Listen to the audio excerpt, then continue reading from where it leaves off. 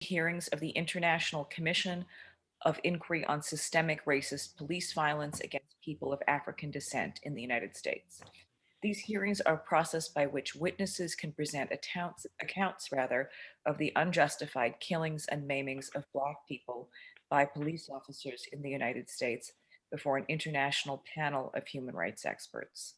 We now begin the hearing in the case of Mubarak Soulemane.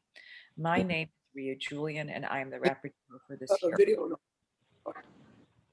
Presiding over this hearing today is Commissioner Niloufer Bhagwat of India and Commissioner Hina Jilani of Pakistan. The witnesses for this hearing are attorneys Sanford, Rubenstein, and Mark Arons, as well as the family spokesman, Reverend Kevin McCall, and the mother of the victim, Omo Klumsum. There will be 50 minutes for this hearing. Witnesses will testify, followed by a period of questions from commissioners. I will call time at the 30-minute mark and at the 45-minute mark. Please excuse my interruptions. Commissioners Bhagwat and Jilani, I now present to you your first two witnesses, attorneys Sanford Rubenstein and Mark Arons. I will now swear in the attorneys in sequence. Attorney Sanford Rubenstein, please confirm your name. Sanford Rubenstein.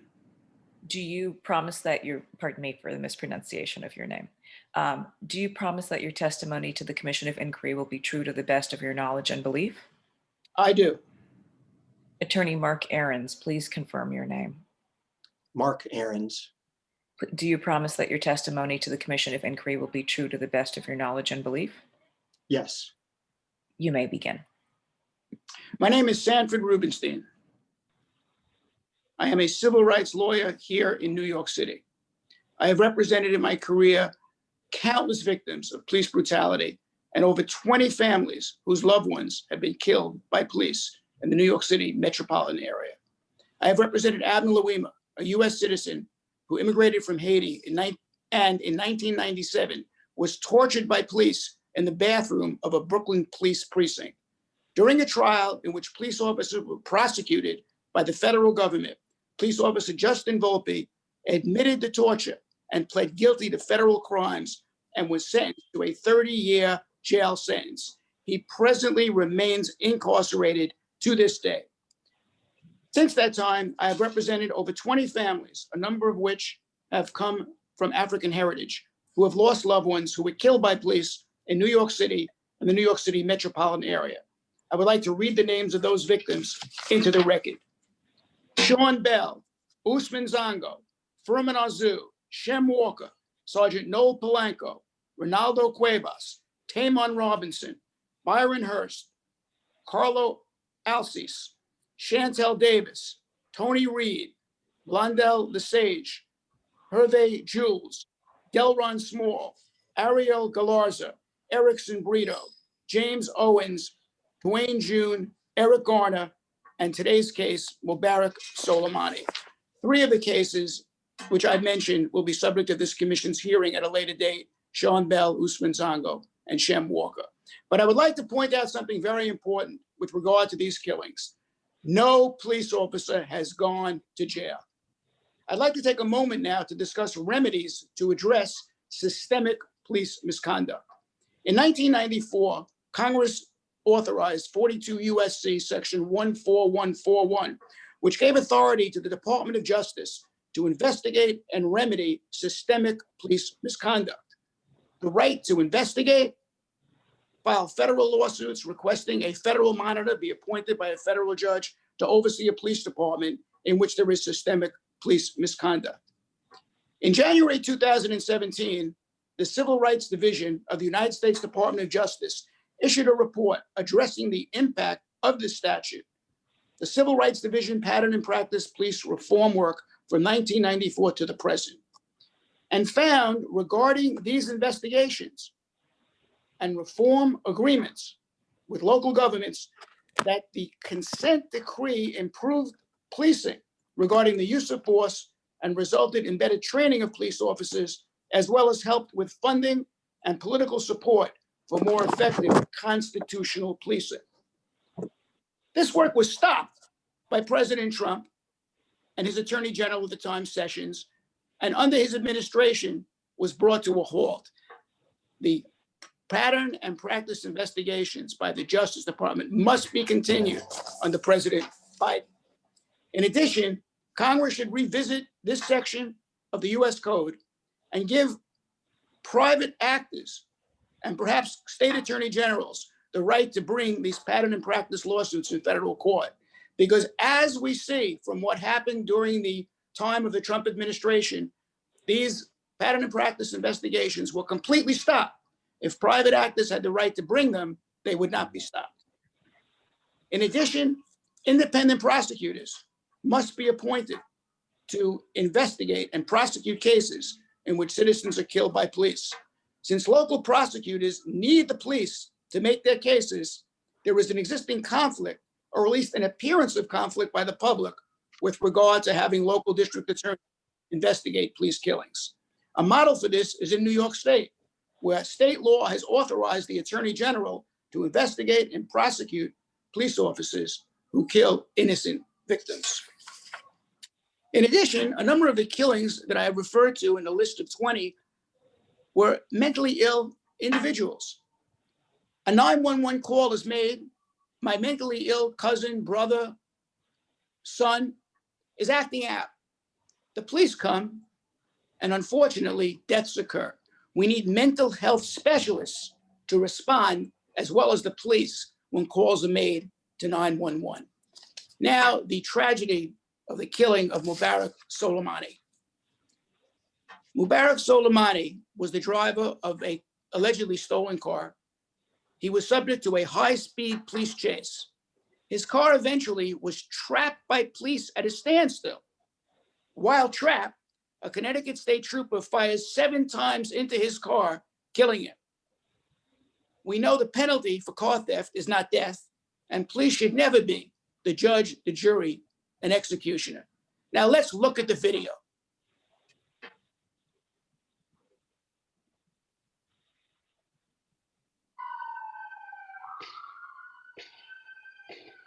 Jackson, go to taser.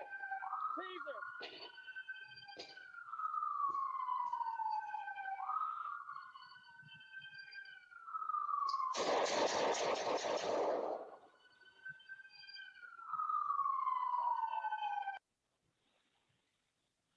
Clearly, this police officer was not in imminent danger. Clearly, this police officer was not in imminent danger. The state's attorney in Connecticut has been charged with the responsibility of investigating this killing.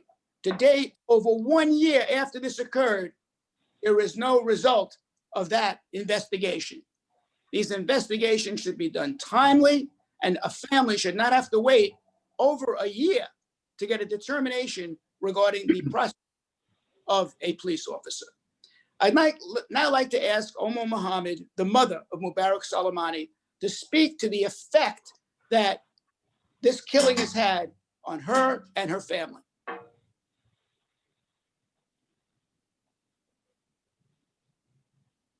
Yeah, my name is Omo Klumsum Muhammad. Ms. I'm the If I may, I'm terribly sorry, but may I just interrupt for a moment to swear you in before you give your testimony? okay. Okay. Ms. Omo Klumsum, please confirm your name. My name is Omo Klumsum Muhammad. Do you promise that your testimony to the Commission of Inquiry will be true to the best of your knowledge and belief? Yes. You may begin. I'm the mother of Mubarak Soulemane. My son was murdered on January 15, 2020. I was out of the country when my oldest son called me and told me my son was brutally killed by State Trooper Brian Knott. This day has been a very devastated day for me while I was away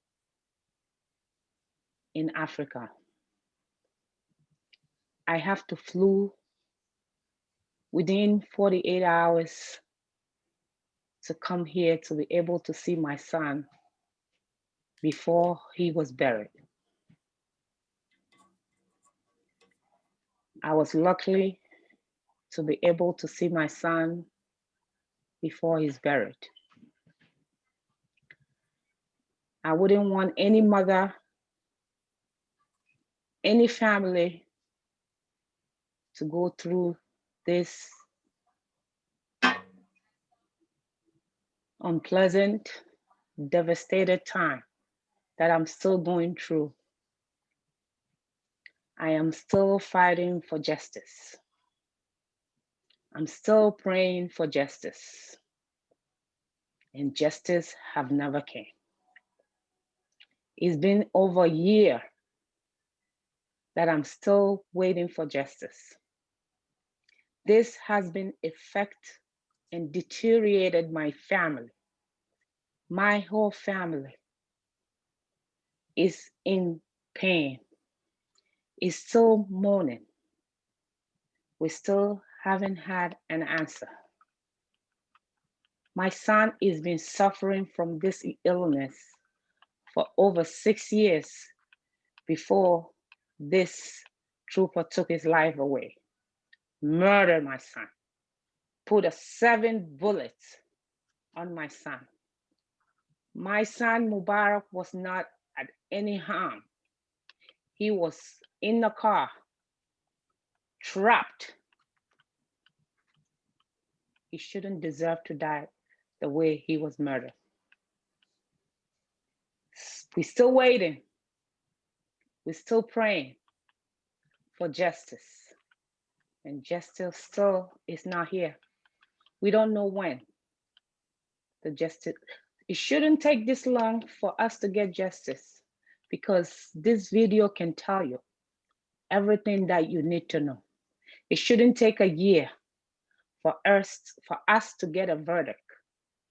The verdict needs to come earlier than this day, and we're still waiting. This has been hurting us. Anytime we pass through my son's room is a mourning time for all of us. It's hard. It's painful for any mother to go through this. Why should we have to wait this long? I want justice to prevail for any police brutality who are killing innocent kids. Any police who has killed any innocent kid to be held accountable, to be brought to justice. That's when we know justice is working.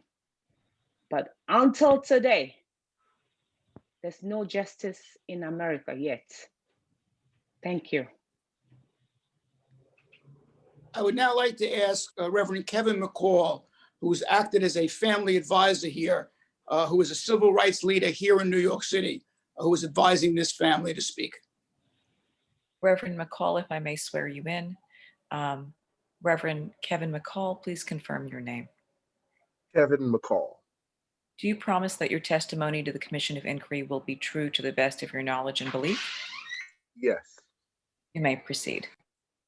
Good morning, everyone, to the Commission and to those who are here are listening to various individuals that state their claims of police violence and police injustices, not only just here in New York City, but across this country. In particular, before I talk about Solomoni Mubarak's case, just want to just give one recommendation. I think that will sum up what Mr. Rubenstein has stated and others I'm quite sure have stated.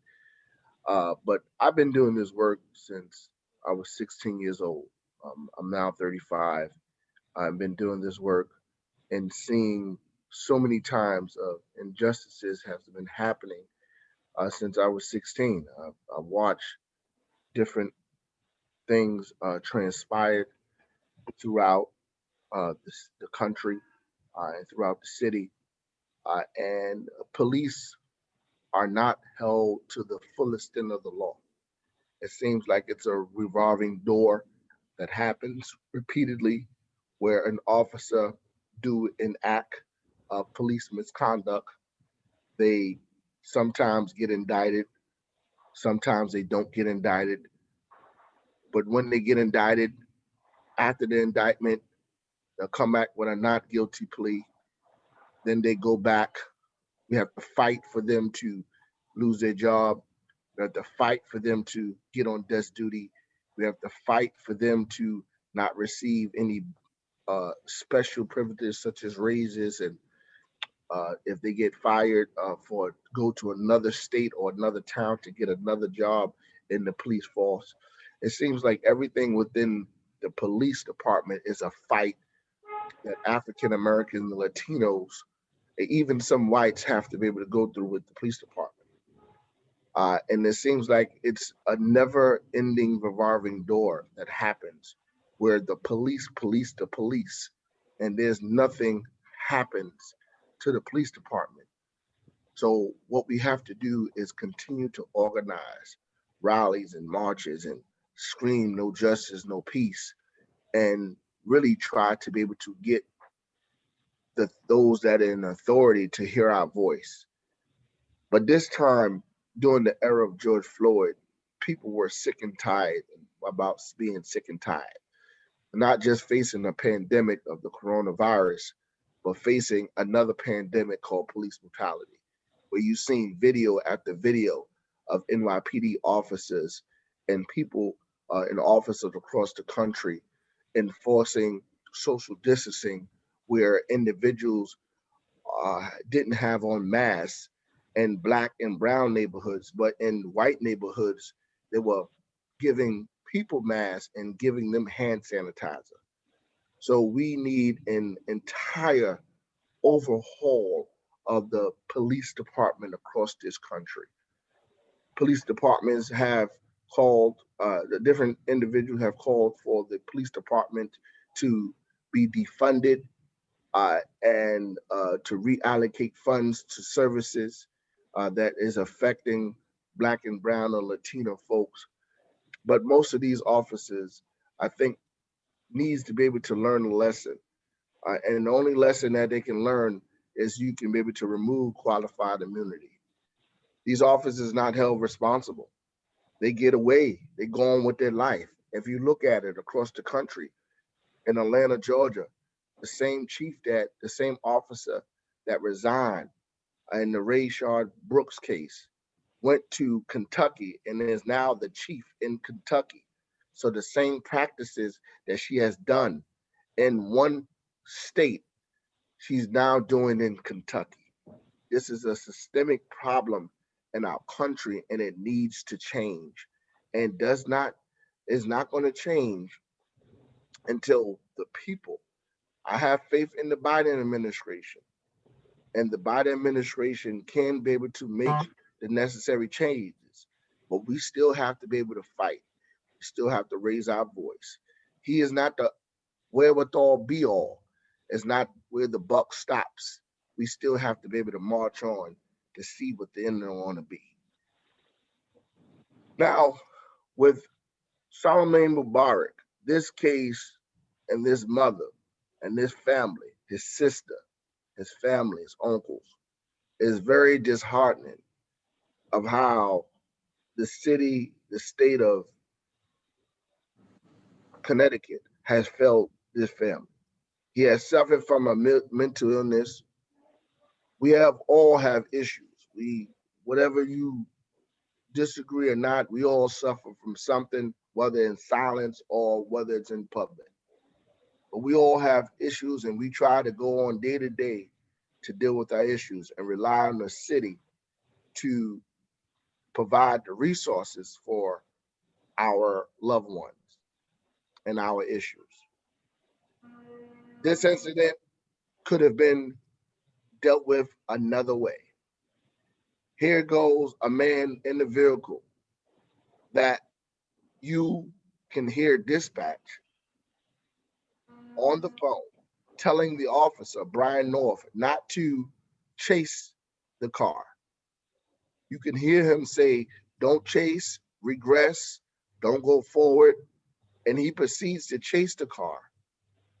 After he chases the car, he gets out his car with his weapon drawn. Both weapons are drawn. And with no threat, no immediate threat at all, he executes him and shoots him 7 times. Now he's in his vehicle, as you saw in the video.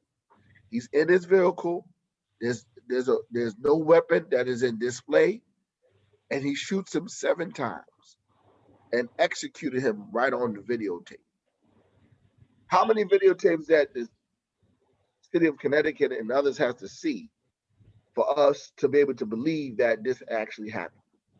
Do you think that folks just wake up in the morning and record videos of police misconduct for their Black mental health? It's something that has to change. Now, to add insult to injury, it's this very same case. We had to go travel to Connecticut to march and scream out his name and call on the spirit of our ancestors all the way from Africa for justice for Mubarak, and scream that out loud so they can be able to hear, so this officer to be on desk duty. But now a whole year went away, a whole entire year. This family had to go through, now this happened January 15th, 2020. This family had to sit through George Floyd. This family had to sit through Breonna Taylor. This family had to sit through Rayshard Brooks. They had to sit through Jacob Blake. They had to sit through so many unsung names that I haven't even mentioned of police injustices and police murder. And still, there's no justice. And still, there's no recall. So the family had to go through agony and had to be able to relive this all over again with those, seeing those images and those videos across their screen.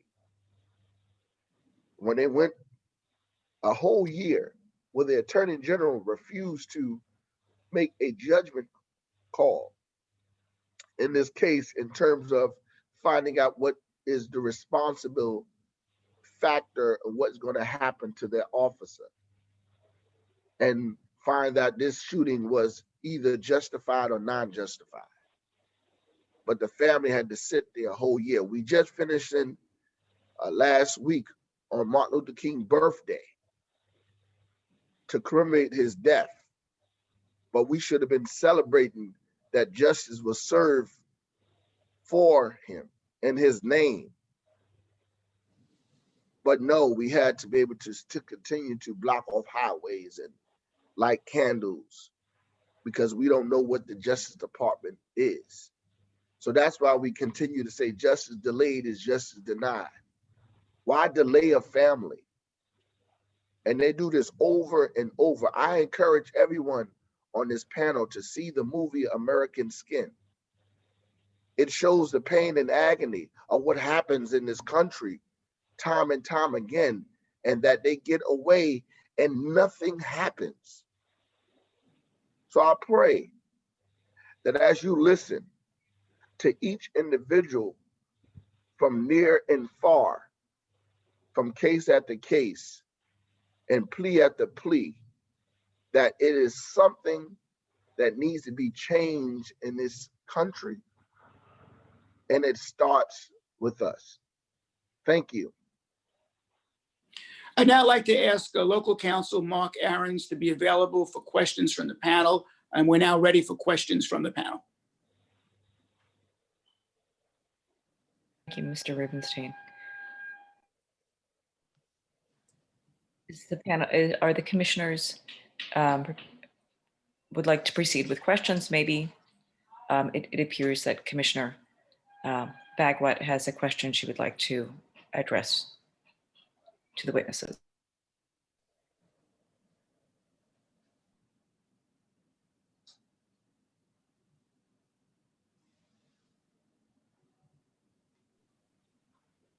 Attorney Rubenstein, can you hear me? Yes, I can. You have made a statement that there was a special provision which allowed for oversight into police misconduct. When was that regulation or provision passed? When was it made? In 1994, the United States Congress passed 42 USC section 14141, which authorizes the Justice Department to investigate and, if appropriate, ask a federal judge to appoint a monitor to oversee a police department where there is a pattern and practice of police brutality. In fact, prior to the Trump administration, the prior administrations, Clinton, Bush, had over 20 cases in which the Justice Department intervened and entered into consent decrees with local governments to try to prevent the killings of innocent victims by police. Unfortunately, that was stopped by the Trump administration, and I strongly urge the Biden administration to continue this, and I urge Congress to enact legislation to give private actors the right, as well as perhaps state attorney generals, to bring these actions regarding systemic racism in police departments. My question is that if this provision was made in 1994, then why is it that we have received evidence as commissioners of continuous lack of police accountability? From before 94, in 94, continuously 94, 95, 96, 97 until date. And we have been told by attorneys, responsible attorneys, who have given evidence before us, that this has happened, lack of police accountability is a problem in successive administrations, whether Republican or Democrat, and not confined to any one administration. That's an excellent question. Obviously, while the statute may have prevented police killings, obviously it's not enough. It's a tool that can be used by the Justice Department, but it's not enough. And that's one of the reasons why I said, after I spoke about that statute, that I represented over 20 families in killings of individuals by police, and not one police officer in those cases has gone to jail. And perhaps what we need is more effective prosecution of police officers in these cases as a tool which will result in accountability so that other police officers learn a lesson. We have also been informed, both by attorneys and witnesses, that it is the district attorneys who oppose action being taken against police officers. Therefore, would it be better to have independent prosecutions in the case of such incidents? I'll answer that. The independent prosecutors across this country, they are supposed to be a body where it's independent of the police department. However, that does not give the police officers, even though they're independent of the police department, that does not give the police the independent agency. We fought for that many times. We fought for that to be able to have those individuals, those district attorneys not to be able to have. However, even with the faith in the independent prosecutors, there has not been resulting in having a police officer be held accountable for their actions. So independent prosecutors does nothing. It does nothing. It's meaningless if you give it to an independent prosecutor, such as the attorney general. Like we have one here in New York. We have a Letitia James, but we have cases that's under her, that in her possession, that we still don't get. They present the evidence, but we still don't get no guilty An officer doesn't go to jail. The other officer doesn't be held responsible. It's a long process for them for the case to even start. So it's a process that goes nowhere. So we don't have faith in the independent prosecutors. I Sanford? would, Would I would you- like something more. That while the Reverend certainly pointed out something which is very accurate, the fact of the matter is the public doesn't trust local district attorneys because local district attorneys need the police to make their cases. Independent prosecutors, I think, are another tool which could be helpful in prosecuting, investigating, and prosecuting police officers for wrongful acts. And perhaps, while it's not a solution, that as a tool could be helpful, if anything, so the public trusts the process, which it doesn't do now, where district attorneys prosecute, because district attorneys need the cops to make their cases. Attorney Rubenstein, is there a system where there could be an independent committee of the county overseeing cases of all use of lethal force with a view to recommend prosecution? The solution may very well be to have totally independent prosecutors, perhaps elected by the public, and serve as an office to investigate and prosecute with appropriate police officers. Certainly, I'm not referring to independent prosecutors now because Reverend McCall has said that there's a flaw there. Every case of the use of lethal police force should be investigated by a committee of citizens overseeing the police department in the county. Absolutely. This is something that we were talking about here in New York City, where we have something called the civilian elected civil complaint review board. It's a group of people that are citizens that oversee the acts of the police department along with the city agency, but is elected as a body of people. And they will, in fact, see what the consequences will happen with the police. Because, like, take for example, here in New York City, you had an officer who, in one particular precinct, you have an officer, 1,300 officers receive misconduct in one precinct.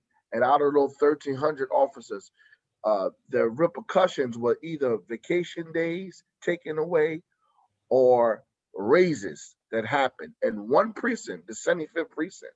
So if you have a body of people that can look at the misconduct and not just make a recommendation, because right now you have in the cities, where you make a recommendation, the CCRB, they go through departmental trial and they have recommendations, and it goes to the police commissioner, and the police commissioner is up to him if he agrees with the recommendation or not. So it's like the police and the police, and we don't need the CCRB for that. So we have a committee and the people is ran by the people, and the people can understand that this is the criteria that is met and is governed by the people, then we can get some inroads. So this committee, according to you, Reverend McCall, should be a decision-making committee.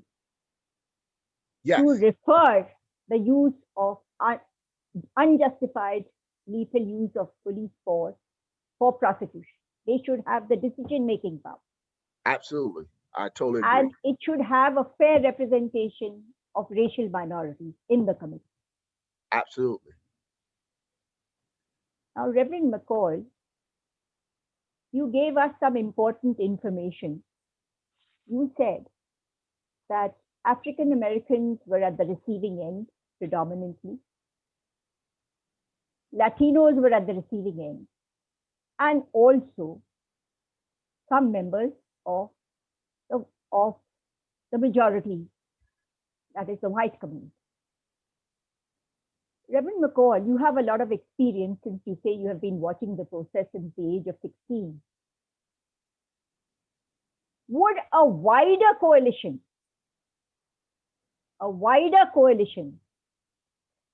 of the different races coming together on the basis of a program to oppose the use of unjustified use of police lethal power, would it yield better results than only the movement being confined to the African American community? What are the prospects of such a coalition being built up? I agree. I'm not opposed to not saying that it should be to just one particular race. It should be a wide, broader committee and coalition.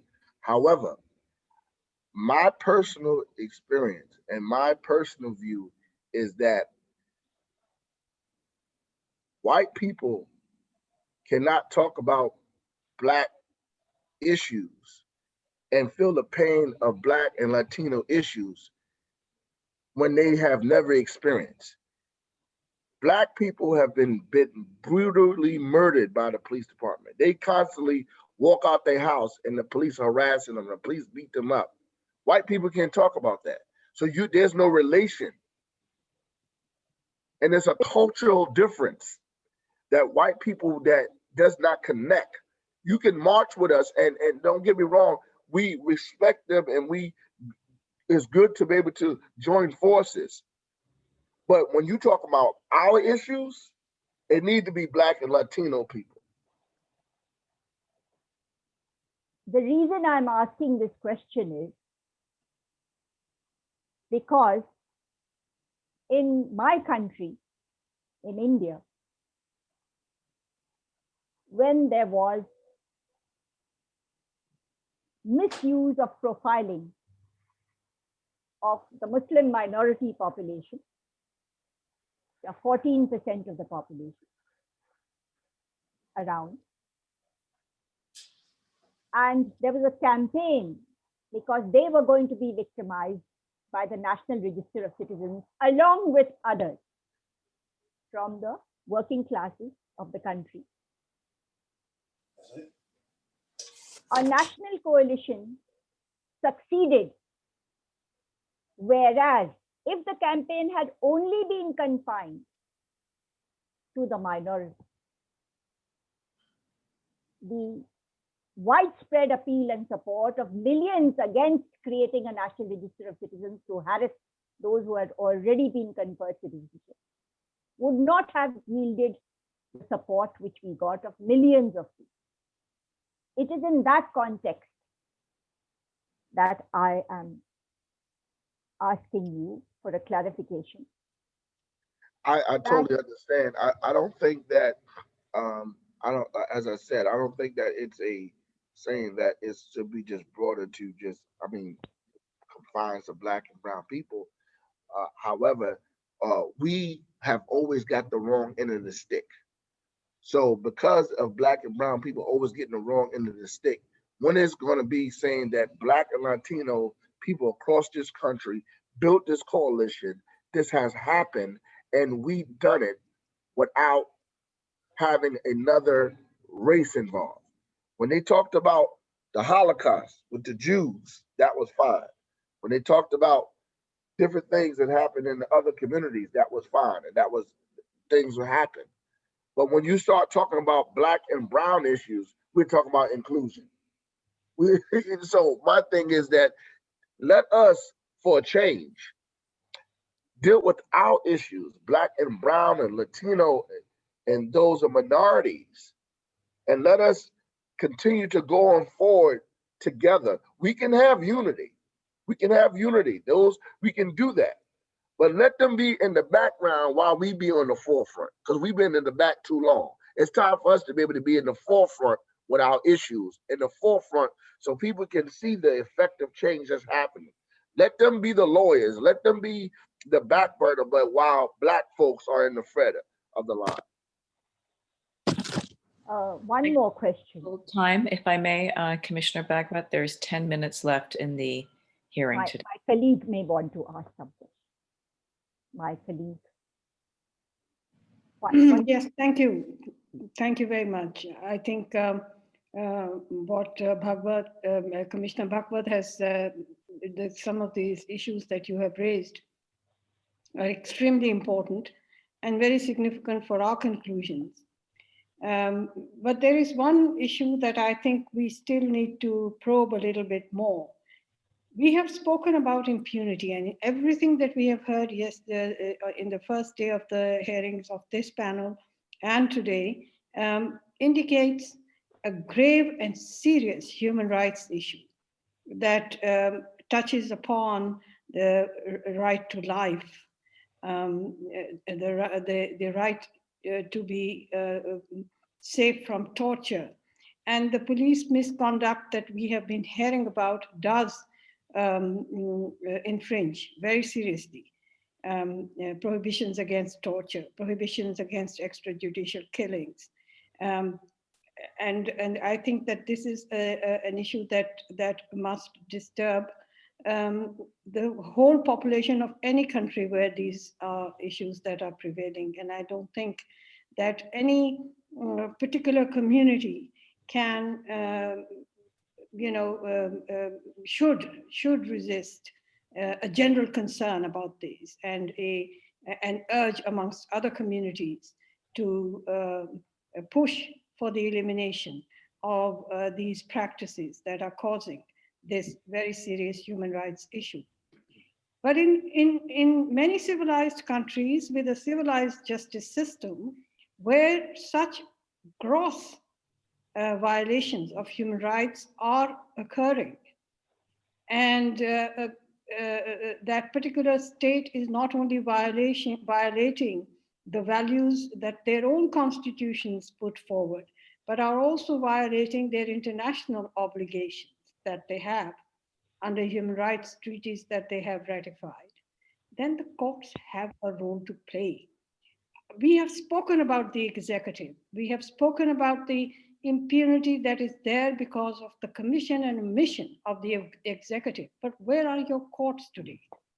In my country, which is unfortunately not known for its good human rights record, but what I'm hearing from people in the United States, I'm really saying that even though we are ruining the conduct of our courts all the time, our courts have done much more for enforcing human rights and enforcing the constitutional guarantees that the legislature and the constitutional assemblies have given us. So what are your courts doing? Please give us a little idea. I know that we heard the other day about some comments that certain Supreme Court judges have made from the bench in certain cases about the police misconduct and how should US government and Congress and the executive undertake measures to overcome these challenges. But I really need to hear more about you, about the local courts, the district courts, where most of the cases will go. Not all cases can go to the Supreme Court, but how are your courts enforcing fundamental right to life? Mark, you can speak about that. Let Mark answer that, Sandy. Sure, thank you. Happy to jump in at this point. With respect to courts, there is this civil liability that's potentially imposed on these police officers. And then in conjunction with that, there is criminal exposure. With respect to the criminal aspect of it, I practice in Connecticut. Connecticut's a good example of inherent bias built into the system. There is a state's attorney who is investigating acts of police violence and brutality. The state's attorney is an employee of the state of Connecticut. The state trooper who brutally murdered Mubarak is likewise an employee of the state of Connecticut. As far as that goes, city and municipal police officers, although they're employees of the town or the city, they would also be prosecuted by a member of the state's attorney's office. So they are all on the same team, if you will. There has been discussion about independent prosecutors. Connecticut revised their law after George Floyd this past summer. So going forward, there will be something of an independent prosecutor. How independent is still being debated. And I think that still needs to be worked on. But the problem then is once the matter is in the criminal court in front of a judge and a jury, it is still the state's attorney's office that prosecutes. And again, they are on the same team. So it is my opinion that an independent prosecutor, truly independent, needs to decide firstly whether a law enforcement officer should be prosecuted in the first instance.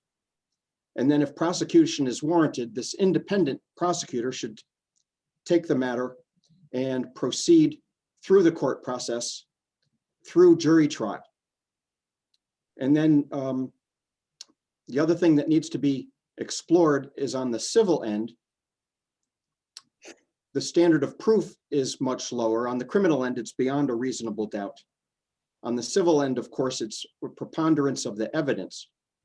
The problem with the civil system, a large stumbling block, is what is referred to as qualified immunity.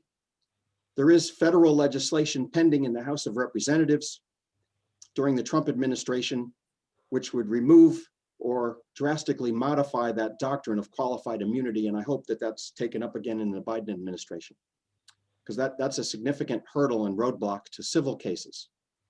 But it needs to be addressed on several different fronts in order to get jury verdicts against police officers, because we all understand, I think, that members of the public depend on law enforcement for many reasons.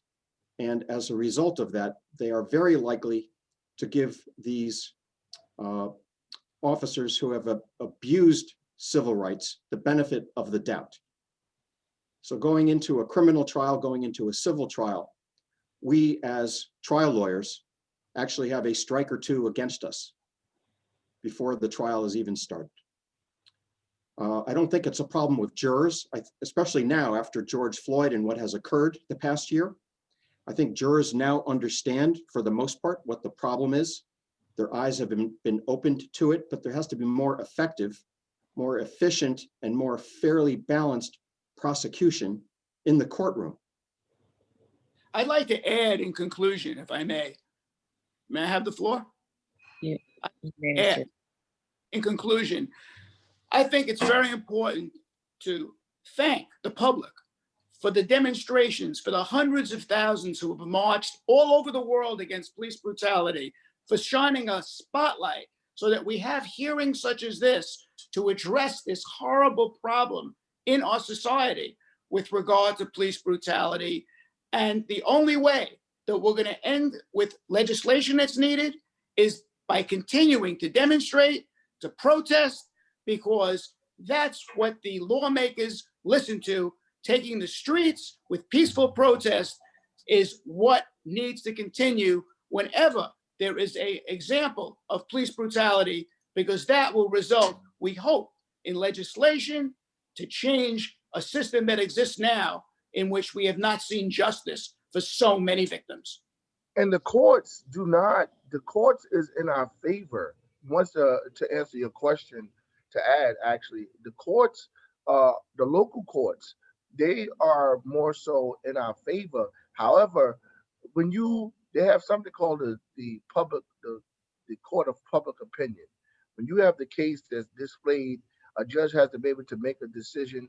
The jury has to be able to make a decision based on the peers of the people, based on your peers. So what they do is, when you have a case of high profile, and what they're trying to do is, in different cases is they move the court, they move the case to another place in another area. So now, instead of, it looks like your peers is all white folks who are pro-police. So now you're going to have a verdict of a guilty verdict, not guilty verdict, because they move the courts, they make a motion and move the case to another town or another area. They have done that. They tried to do that in the George Floyd case, and the judge denied the motion. So it's just the courts also play an intricate role in terms of that. That's why it's important to be able to make sure. That's why the Trump administration stacked the court like with Brett Kavanaugh and to appoint these individuals to court, because he knew that if we go to court, this is what the roadblocks that we will be faced in. So everything can go through the courts, but it's a battle there. It's a battle. That's what I said. We've been fighting. We have to fight everything. We got to fight for an officer to get fired. We got to fight for him to get jailed. We got to fight for him to plead guilty.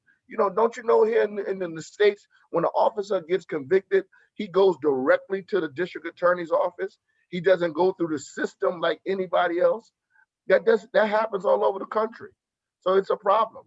So we don't trust the court systems either. It's not like it's in India. It's a problem throughout this country, and it needs to change. Thank you, Reverend McCall. This concludes, and thank you to all the witnesses, and special thanks today to the mother of Mubarak Soulemane, Omo Klumsum Muhammad, for joining us today, and our condolences to you and your family. We will now, this concludes the hearings for today. We will resume tomorrow. Thank you again. Thank you. Thank you. Thank you very much, Rapporteur. Thank you. Thank you, all the witnesses.